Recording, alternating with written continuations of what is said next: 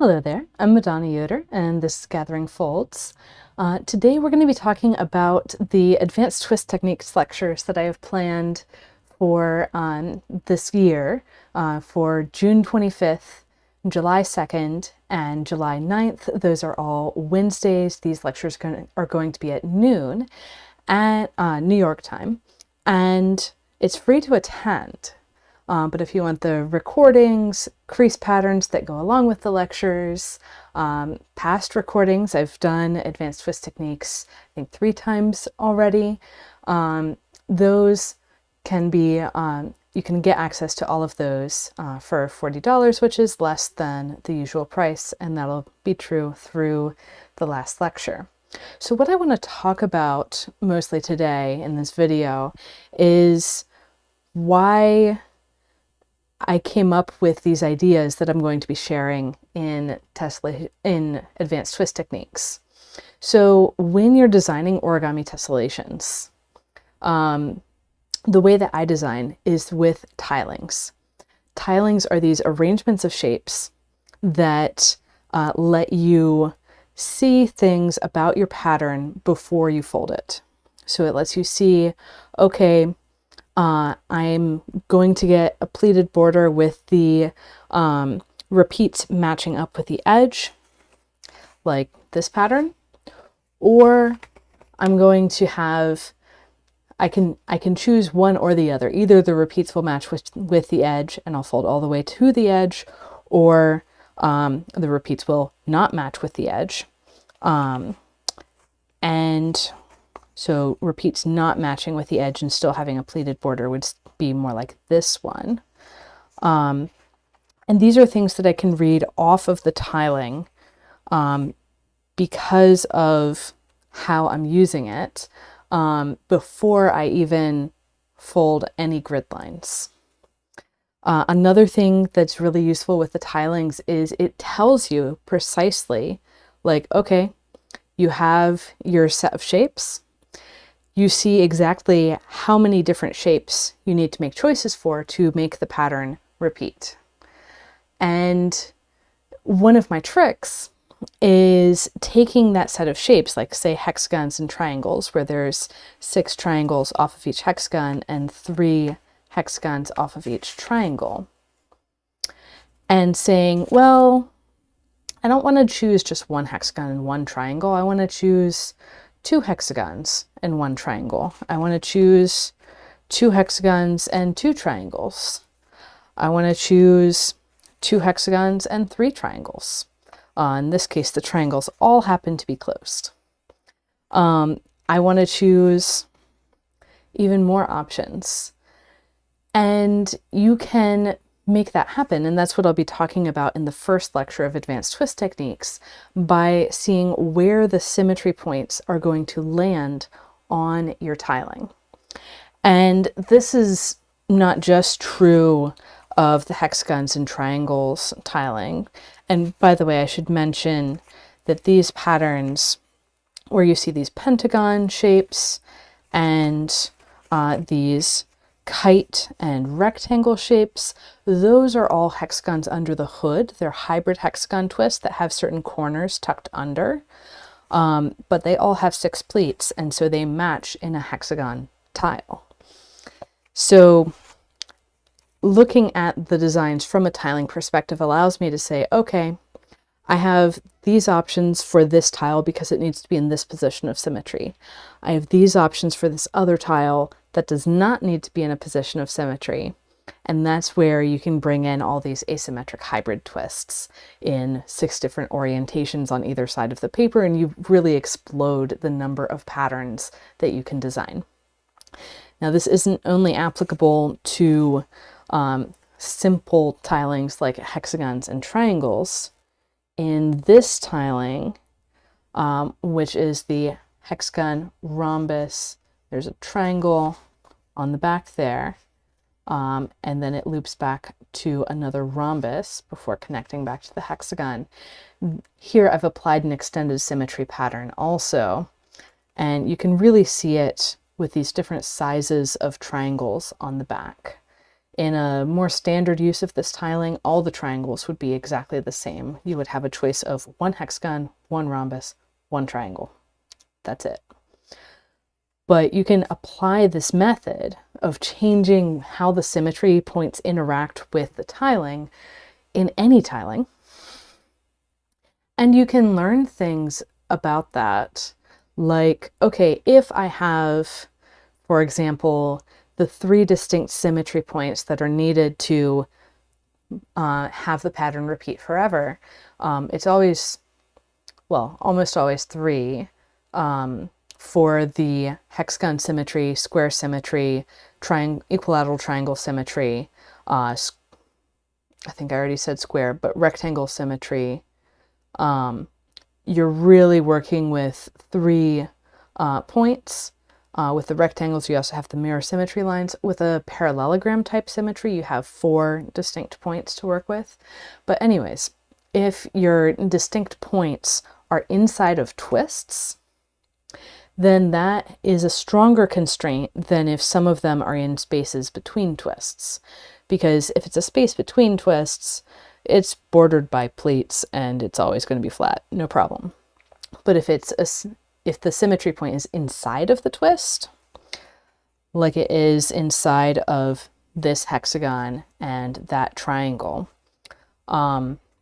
then you're going to need special constraints geometrically to get everything to line up. So there's like special triangles and stuff that you can find and draw out.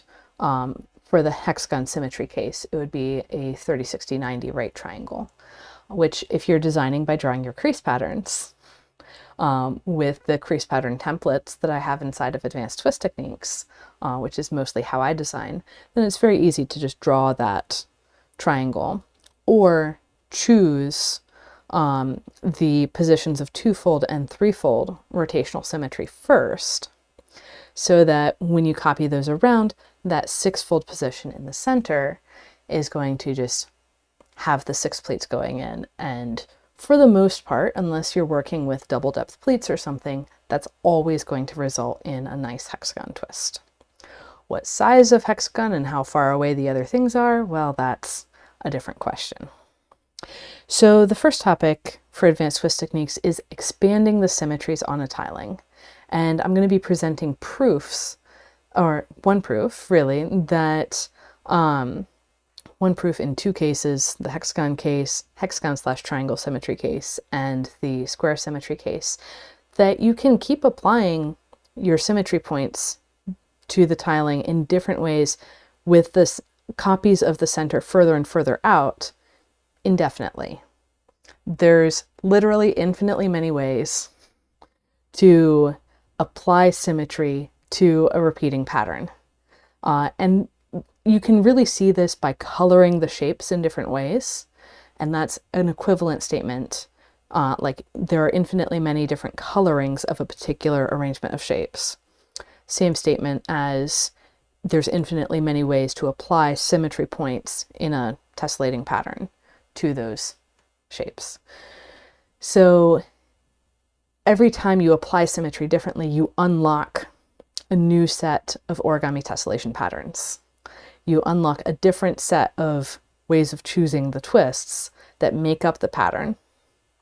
And what I've found is that as we progress, so I don't have an example right here of an alternating pattern. Like the alternating patterns, if you're using closed and open hexagon and triangle twist, there's 8 of them.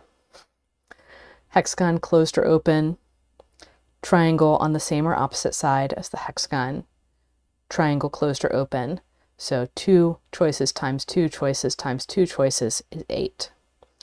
Then when you go to the next symmetry extension, you have way more options, because now you have those 8 choices, and then after those 8 choices, you can choose a different hexagon to be in a position of 3-fold rotational symmetry. So if you were just using closed and open hexagons, you would have 3 choices for that next one. It just can't be a repeat of the center. But once you add in the hybrid hexagon twists, we have two different hybrid hexagon twists that are threefold rotationally symmetric, so complying with the symmetry requirements, and those can be arranged in two different orientations on two different sides of the paper. So those two twists actually represent two twists, two orientations, two sides of the paper, 8 options, plus the 3 from the closed and open hexagons on opposite, like either side of the paper, excluding the one that's in the center. And now you have 11 different options times the 8 possible centers. So you went from 8 options to 88 options. And then the jump to the next symmetry extension goes even further because there's 3 different, wait, are there 3? Yeah, there are 3 different hybrid hexagon twists that can fill that position of twofold rotational symmetry. And then those have 3 different orientations on the 2 sides of the paper. So 3 times 3 times 2 is 18, plus then the 3 options of the hexagon that's not in the center, and all of a sudden you have 21 different options. Now the caveat with this is you don't get all of those options for free. Those options can run into situations, and fairly often run into situations, where the final twist, because here we're choosing hexagon, triangle, hexagon, and then the second triangle is mandated by the symmetry requirements.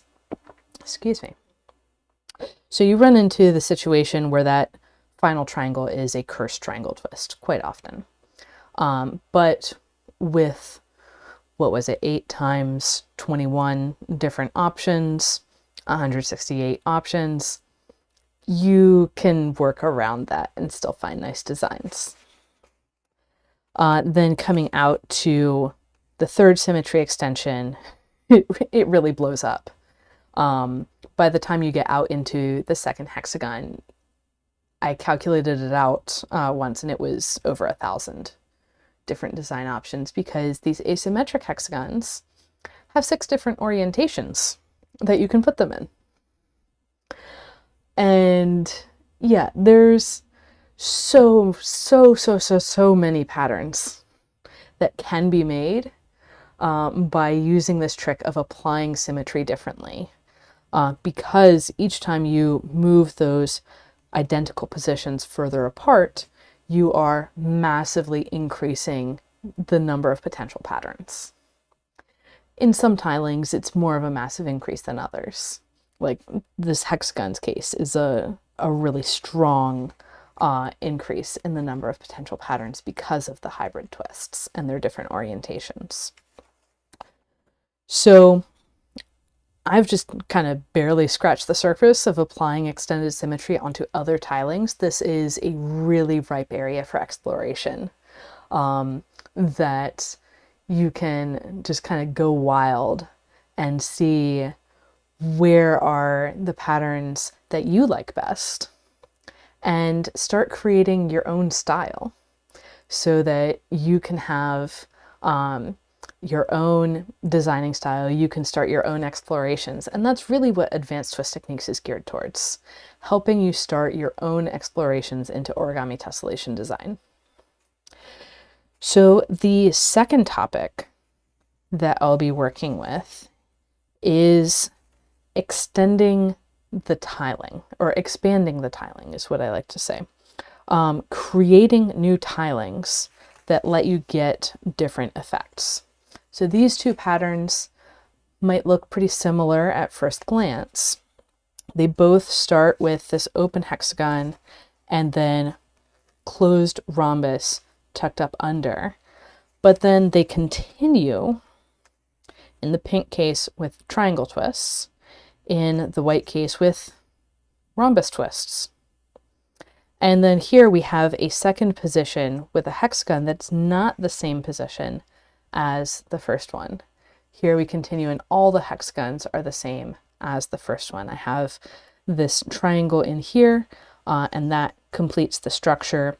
here I have that hexagon, rhombus, triangle that I originally mentioned, and then it's coming out and we have another rhombus, triangle, and hexagon.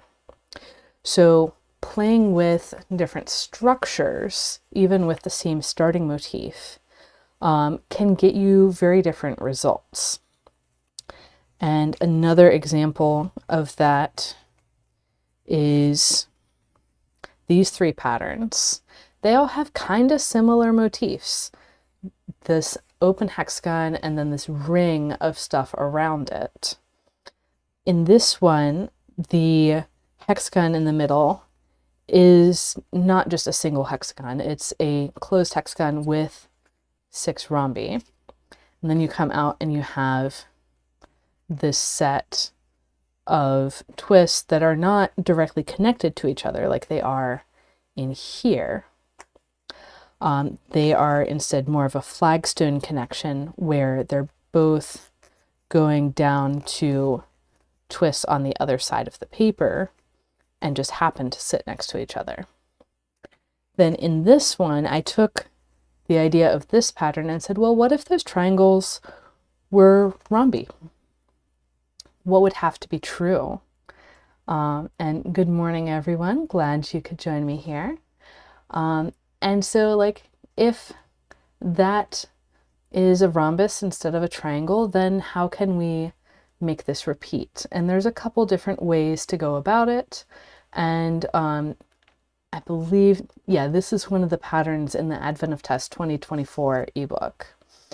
So there's lots of exploration that can be done by either taking a motif and then continuing it differently, or just finding new ways of arranging shapes and using that as part of your unique style. So my style tends to focus on patterns with a hexagon in the middle, just as a general tendency. And so, and I particularly like patterns where I can get a nice border. So that's, to some extent, a tiling property. And you can choose, like, okay, maybe you want to do patterns that are mostly stripes. That is also a tiling property. Maybe you want to do patterns with a bunch of mirror symmetry lines. That's a tiling property. Maybe you want to do patterns that have a particular flagstone motif in them, like a big triangle made up of 3 trapezoids. That's a tiling property. And so you can plan in advance to have those elements present in your tiling and then take advantage of that. And of course, like now that I say that, I'm trying to think how I can get those trapezoid flagstone motifs, which by the way will be in next week's tutorial, trying to think about how I can get that motif into a striped pattern.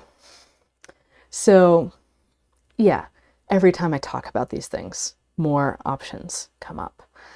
So there's a ton of different options for how to create these patterns. And actually, the other week I was playing around with this motif.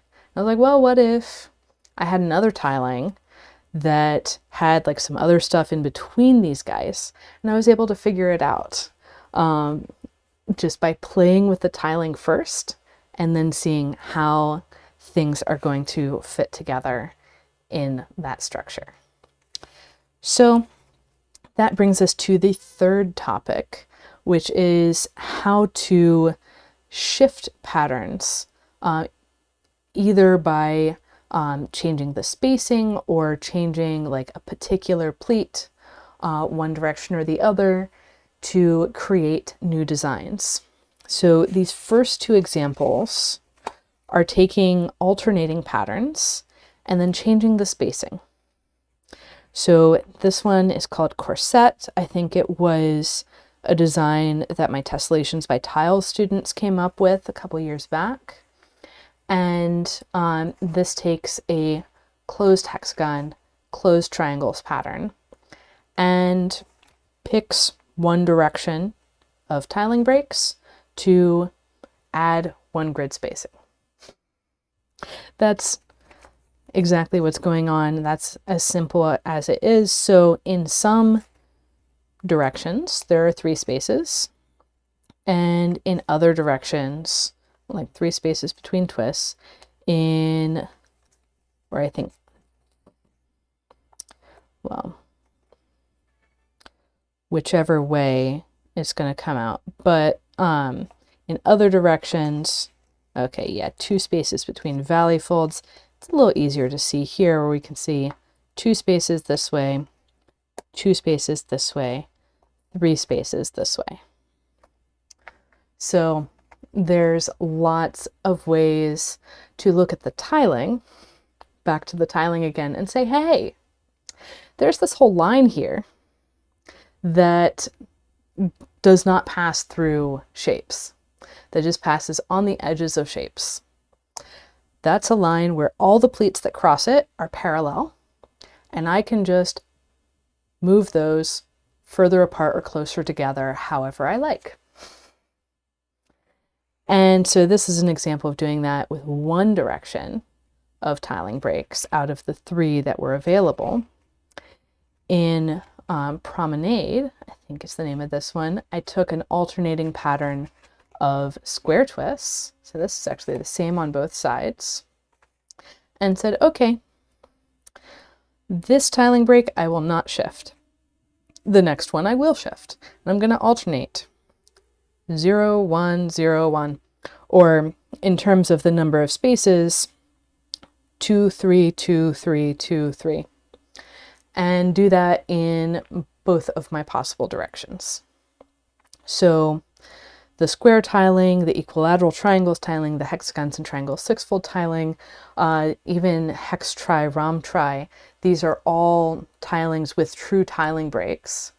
And you can choose to design your tilings with true tiling breaks, and that's one of the things I'll be talking about in the second lecture. In this third lecture, I'll be talking about, okay, how do you actually take advantage of that to create pattern variations?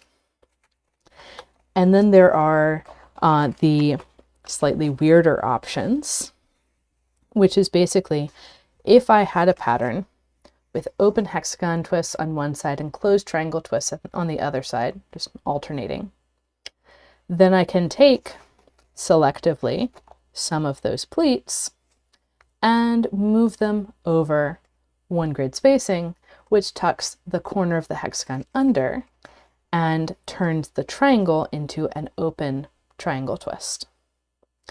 So specifically, this is the pleat that was moved. It is now going into the center of the hexagon instead of 1 space away from the center. And you can make a lot of different designs with this technique. And I have a way of simplifying the design process so that you can just sketch it in a notebook instead of needing to draw all of the crease patterns. So that's going to be a big topic in the third lecture. Then there's these patterns in the square tiling that are symmetry extensions, but the way that that symmetry extension works, and by the way, I should say that this pattern with the hexagons and triangles, if you use all regular twists, also functions as pleat shifts to go from these twists alternating everywhere to these areas where some of the twists are doing something different. So you can think about this one 2 different ways, as application of symmetry on the tiling or application of pleat shifts to select areas. But coming back to these guys, what I've got here is a pattern that if I flip it over and say, okay, what is the structure here? I've got these very regular lines of square twists, but it's kind of every other line. This line is missing half of them. And it's missing half of them because those twists on the back, those slits, are hybrid hexagon twists. And if they had been closed hexagon twists off of this pleat and this pleat, well, and this one as well, basically if this pleat had been shifted one over for all 4 of these hybrid hexagon twists, then there would be a closed square on this side instead of the other side. So these patterns where I have a hybrid twist in the asymmetric position and regular twists in all of the other positions are equivalent to alternating patterns where I shifted some of the pleats. So that makes them more predictable, and I can see more about like what has to be true for these twists given this situation of the pleat shifts. Then there's patterns where you can take a very similar, well, exactly the same structure where I'm saying, okay, I've got my closed square, I've got my hybrid twists around it in the asymmetric position, and then in the symmetric positions, the 2-fold position in there and 4-fold position in there, I have regular square twists. What's going on here is the hybrid square twist is opening things up and making this a double open square instead of a closed square. So the shift that moved this closed square from one side of the paper to the other is the same shift of these 4 pleats moving one spacing over that moves us from a closed square to a double open square. So what's going on is to change sizes of squares, you only need 2 pleats to shift. With the hybrid hexagon twist, we get 1, and then we get it on each corner. So that's 4 pleats shifting, that's 2 jumps. So from closed to open to double open. And going the other direction from closed to cursed square, because there's that option in between, to closed on the opposite side. There's just something really satisfying about being able to predict all of these things. And then I was able to use that fact to transition into this border where I said, okay, around this closed square, I don't want all hybrid square twists. I want it to go into a normal closed square weave. And then I want to have this stripe where all the hybrid twists are aligned in the same direction. This stripe on all 4 sides, and where these stripes with extra space are meeting, you get an open twist. And outside of that, I had closed twists again. So this is another way to use pleat shifts to design patterns. If you have a square grid pattern where all the twists are on the same side, so basically a weave, you can choose by column and by row. I want this row to be closed type. I want this row to be open type. I want this column to be open type. I want this column to be closed type. And then you can pick whatever set of columns and rows you want and get whatever weave pattern you want. And it's all going to be these bars that look like they're woven. So that's super cool. The thing to watch out for with that is you ruin your weave structure if you start getting into the closed and double open hybrid twists, like closed and double open in the same twist, because that takes a little corner out, and so you don't get a slit, you get a little triangle plus a bit of slit. So if you want a perfect weave, stick to closed and open, don't go to double open, but it's totally possible to do double open.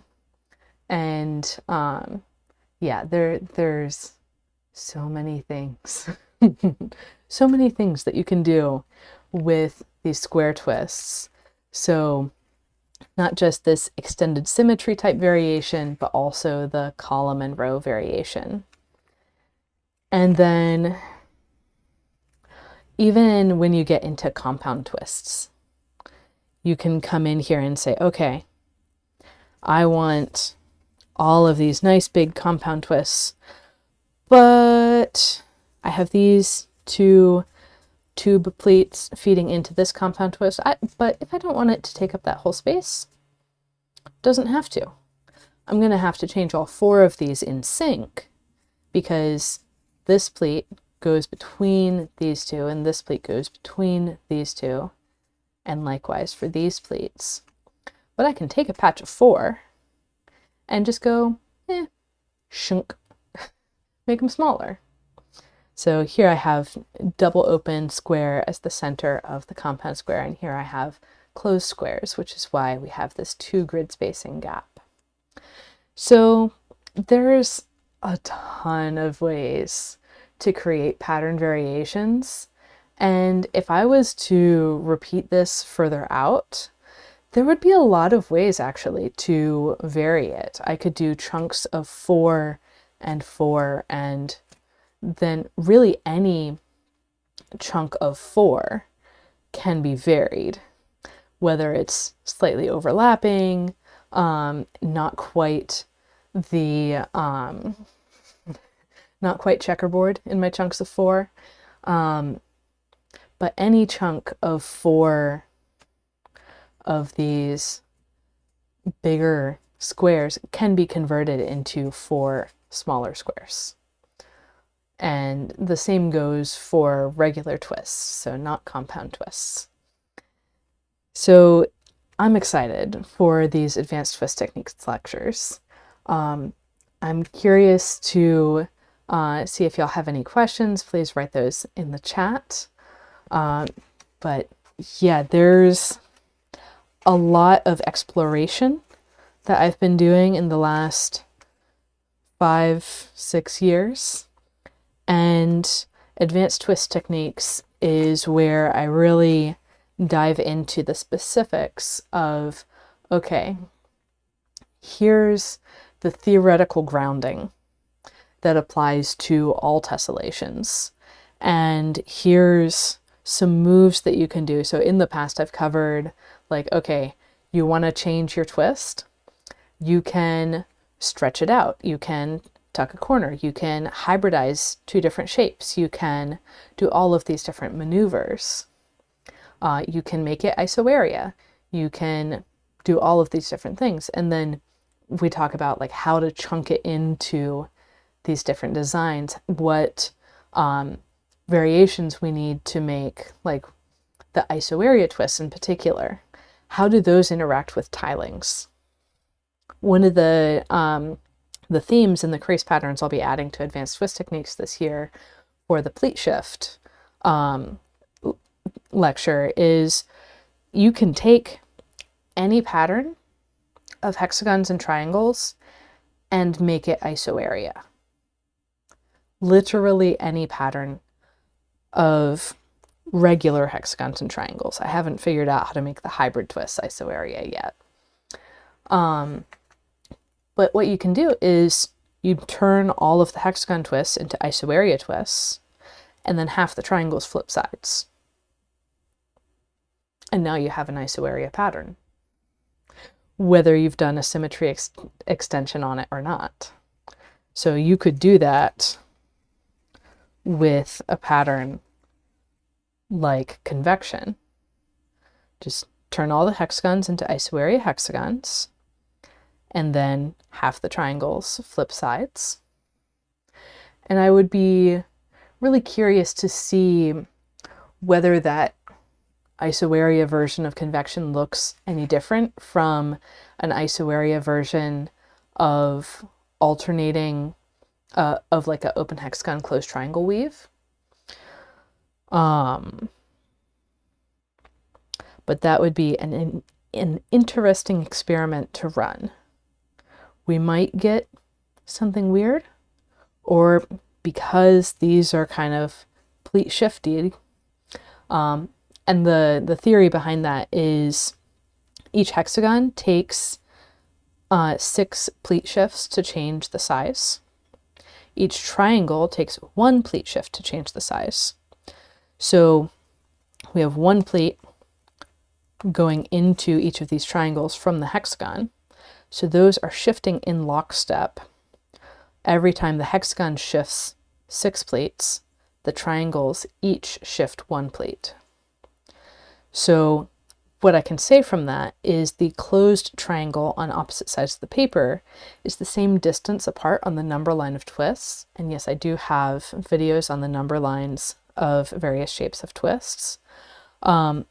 Those triangles on opposite sides, closed triangles, are the same distance apart as the open hexagons. And in the hexagon case, there's no cursed twists in between, so it's open hexagon, closed on the other side, open on the other side. So open, closed, closed opposite side, open opposite side. 4 steps. For the closed triangle, that's closed, cursed, closed on the other side. So when I was saying earlier with the 2-fold hybrid hexagon twist that could go in these positions, you're going to run into a lot of cursed twists.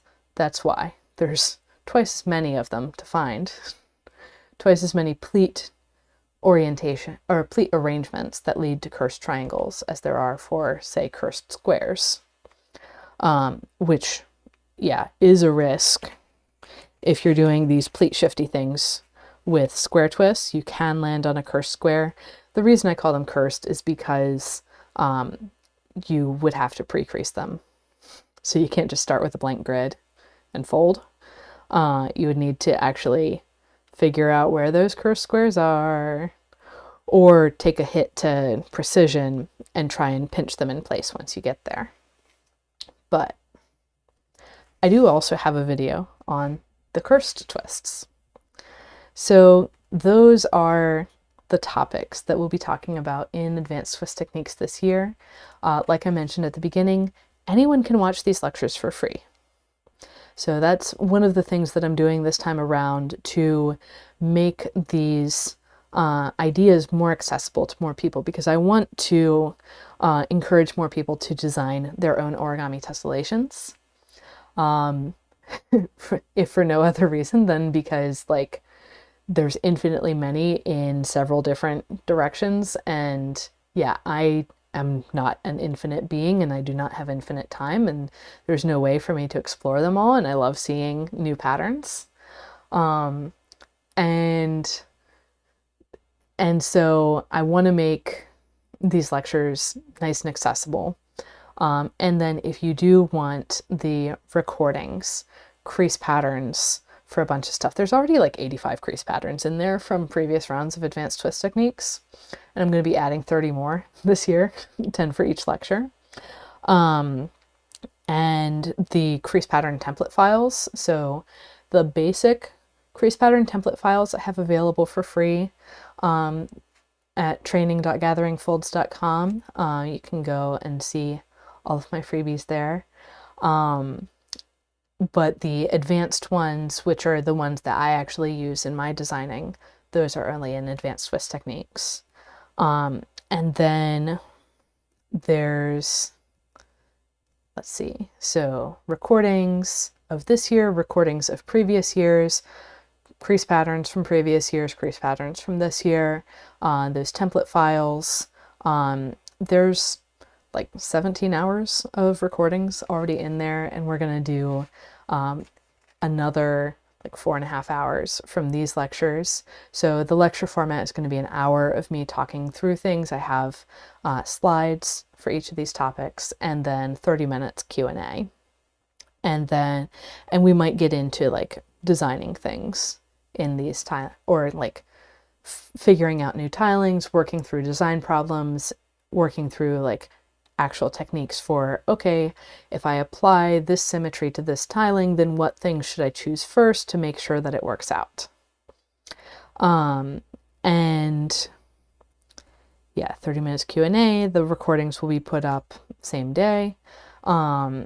And if you wanted to join for free and then upgrade to paid for full access later, you can totally do that.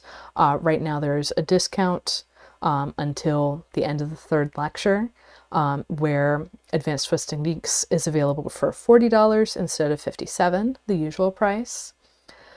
And let's see, the other thing that I'm doing is everyone who attends Advanced Twist Techniques this year is going to get a special coupon for Tessellation Academy, where I go deeper into each individual topic.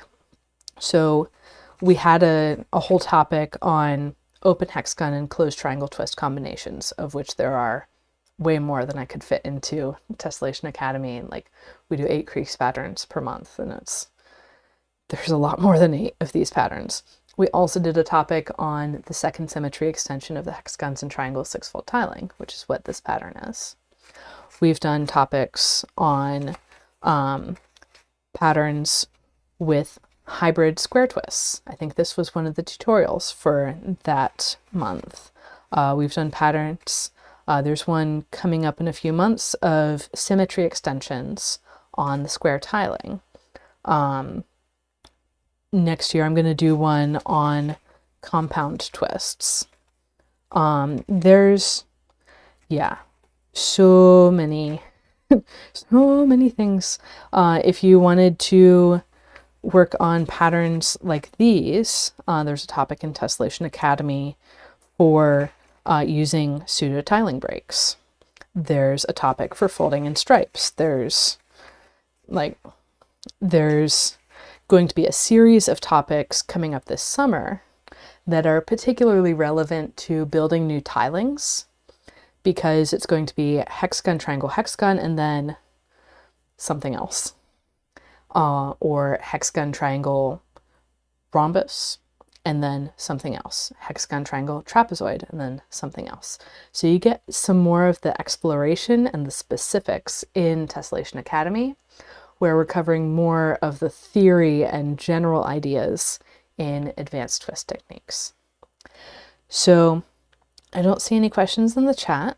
I'm going to call it a day here.